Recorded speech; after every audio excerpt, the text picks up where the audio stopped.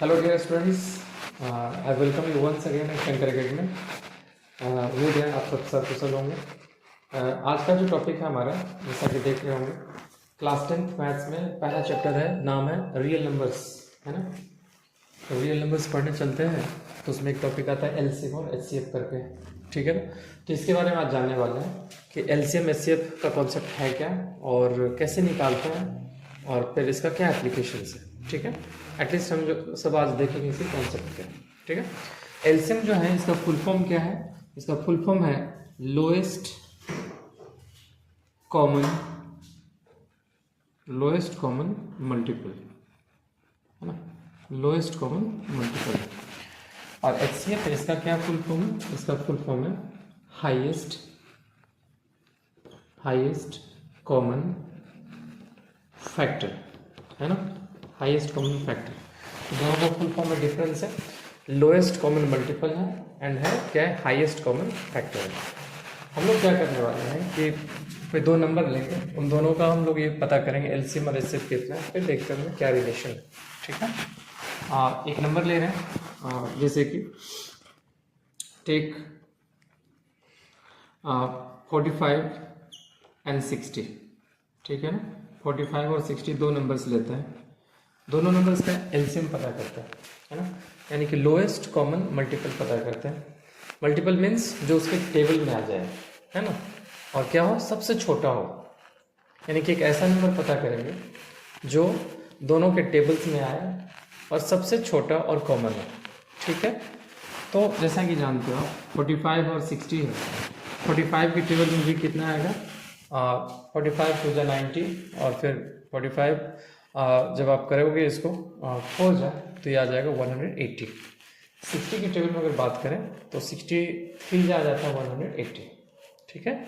यानी कि 180 एक ऐसा नंबर है, 180 जो क्या है, 180 दोनों के टेबल्स में, 45 4 जा 180 में जाएंगे और 63 जा 180 में जाएंगे, यानी कि 180 पहला नंबर है जो दोनों के टेबल्स में है और इसीलिए सबसे छोटा नंबर है।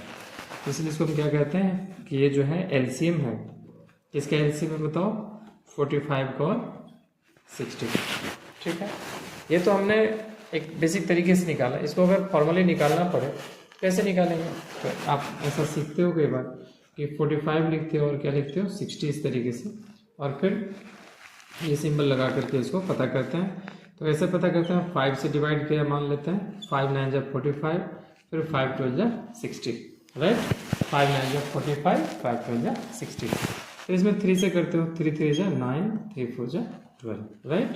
फिर फर्दर इसमें क्या कर सकते हैं, 3 से कर सकते हैं, 3 1 जा 3 और ये 4 रहा, और फिर इसे कर सकते हो आप 2 से 1 और 2, ठीक है। और फिर फाइनली 2 से करेंगे डिवाइड इसमें तो इतना हो जाएगा। अब जो एलसीएम होगा, इसमें क्या एलसीएम होगा, इन सब को बस मल्टीप्लाई कर देना है, ठीक है। तो एलसीएम इज इक्वल टू कितना, 5 इंटू 3 इंटू 3 टू 2 इंटू 2, ठीक है। कितना आ गया, 5 3 जा 15, 15 3 जा 45, 45 2 जा 90, 90 2 जा 180, है ना। इस तरीके से फॉर्मली हमने निकालने का एक तरीका देख लिया, कितना आता है 180 आता है। इस 180 की क्या खासियत है, इस 180 की खासियत है कि जो 180 है दोनों के ही टेबल में आता है। 180 जो है डिवाइड किया जाएगा किसके द्वारा, 180 को जो है 45 भी डिवाइड कर सकता है और इसको किससे डिवाइड कर सकते हो, 60 से भी डिवाइड कर सकते हो, यानी कि दोनों से डिवाइड कर सकते हैं।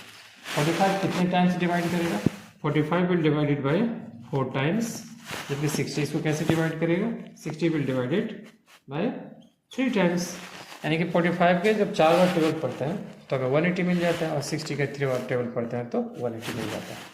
क्या कोई ऐसा और नंबर है जो दोनों के टेबल में आता है, तो हम इजीली कर सकते हैं, जैसे कि 360 है दोनों के टेबल में आता है ना, 720 है दोनों के टेबल में आता है। बट 180 की क्या खासियत है, 180 वो पहला नंबर है, सबसे छोटा नंबर है जो दोनों के टेबल में आता है, इसलिए इसका अपना ही एक सिग्निफिकेंस है। इसको हम क्या कहते हैं, एलसीएम कहते हैं, लोएस्ट कॉमन मल्टीपल कहते हैं। अब आइए थोड़ा सा देखते हैं कि एचसीएफ से क्या मतलब है ना। एचसीएफ जैसा कि नाम से स्पष्ट है, हाईएस्ट कॉमन फैक्टर। फैक्टर का मतलब होता है डिवाइजर, यानी कि एक ऐसा डिवाइजर जो सबसे बड़ा हो, उससे बड़ा कोई डिवाइजर नहीं, है ना। इसी नंबर पर हम लोग बात करके देखेंगे कि 45 है और दूसरा नंबर कितना है 60 है ना, 45 और 60। क्या लगता है इसमें पहला डिवाइजर के बारे में आप सोचो क्या हो सकता है।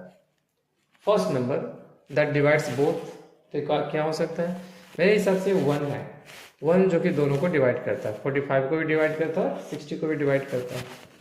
कोई और नंबर जो दोनों को डिवाइड करता है, यस वो नंबर 3 हो सकता है, इसको 15 टाइम्स डिवाइड करता है, इसको 20 टाइम्स डिवाइड करता है।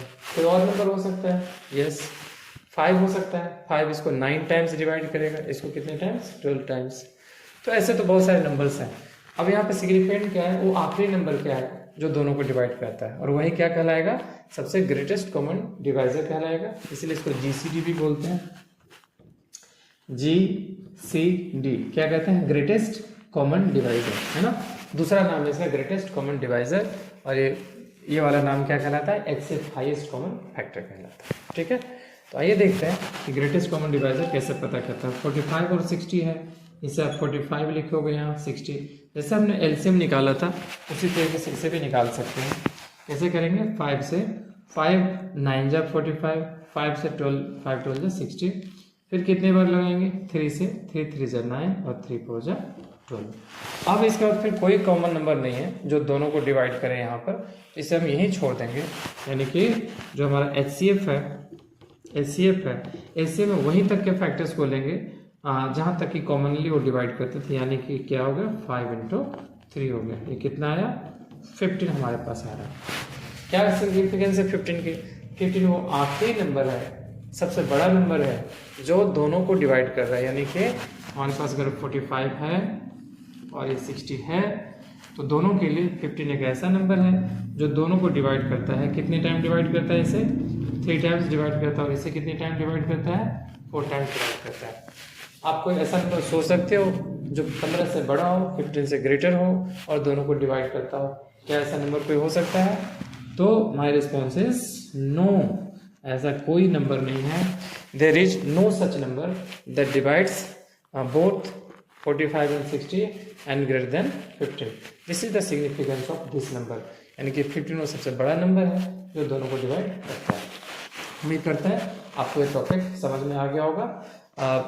इसके लिए आप और भी कमेंट कर सकते हो, अगर इसमें कोई और डाउट है तो आप इसे पूछ सकते हो। Thank you.